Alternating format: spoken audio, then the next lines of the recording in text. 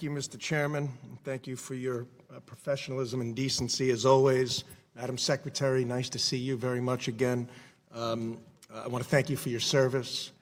Clearly, you work very hard, and you've made a lot of progress, which I want to ask questions about and outline. And if people had any idea of what your background really was, the level of work and philanthropy and good that you've done, maybe they'd act a little bit more civilly, but perhaps not. We're trying to, these hearings are supposed to be about ideas, not insults, right? Solutions rather than salvos, reality rather than revisionist history, and questions rather than accusations, actual problem solving rather than pointing out problems. But I guess that's just a tradition around here lately.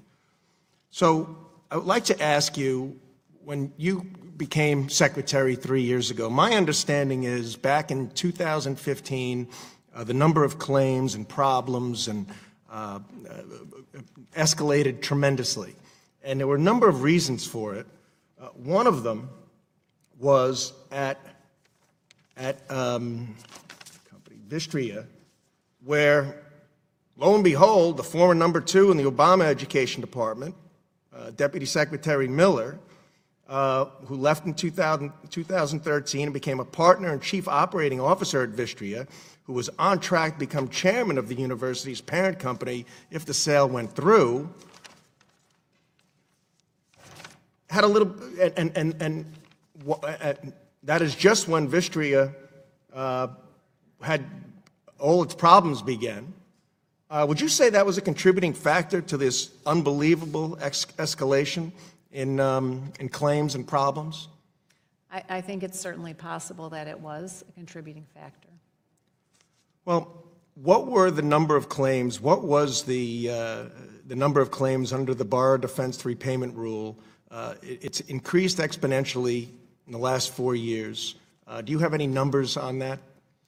Well, from 1995 to 2015, there were exactly 59 borrower defense claims made.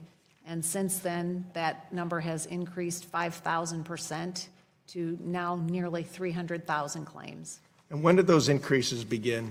In 2015. 2015. So 2015, 2016, that was the Obama administration. We don't want to revise history here. You came in January 2017. February, but right. close. February. Dealing with a mess, a nightmare situation. And what did you do to work on this situation, you and General Brown? Well, when I took office, there were 64,000 unaddressed claims from the previous administration. It was clear that promises had been made to approximately half of those, and we followed through on the promises immediately.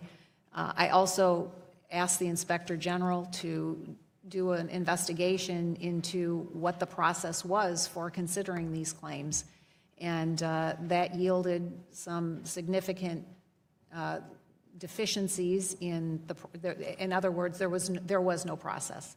So we set forth to put a process in place to be able to consider each claim for its merit and its validity.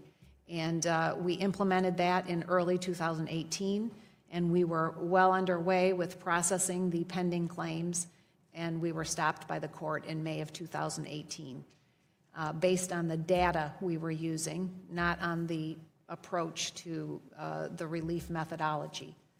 Since then, we have been waiting for the court. We've appealed it. We don't agree with the court's decision. It's been appealed. We're still waiting.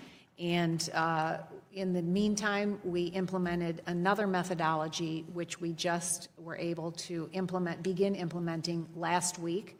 And it will, we hope, be able to address the claims, the pending claims, very expeditiously. How many deserving claims were received relief this past year or the year previous under your jurisdiction versus 2015 or 2016?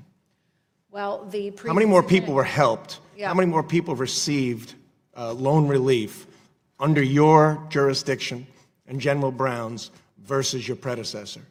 So the percentages of claims of students, claims that received relief were the same between the previous administration and the ones that we've been able to process thus far.